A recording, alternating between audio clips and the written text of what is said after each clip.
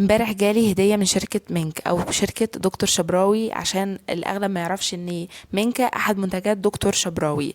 ايه القصة؟ تعالى اقول لكم قبل ما نفتح الاوردر. من كام شهر عملت فيديو عن كريم مينك وقلت ان هو جاب لي املة، وقلت نوع الدواء اللي احنا لو استخدمناه يقدر ان هو يعالج لنا الامل خلال يومين بالظبط. طبعا عملت الفيديو ونسيته، ولكن هم دخلوا لي من اسبوعين تقريبا، كلموني من اكونت بان اللي هو شخصي، فحسيت الموضوع نصبايا، فقلت لهم اثبتوا لي انكم دكتور شبراوي او شركه مينك، فما حدش رد عليا، فقلت اكيد دي نصبايا. بعدين دخلت الشركه الاساسيه بقى كلمتني وقالوا لي انهم عايزين يبعتوا لي هديه كنوع من المصالحه يعني، ويستفسروا مني.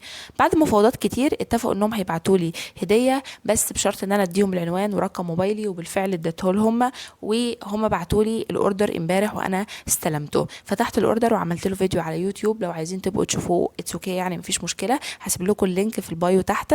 حبيت ان انا اشكرهم على ذوقهم وعلى الهديه، وان شاء الله بعمل ريفيو بعد ما اجرب.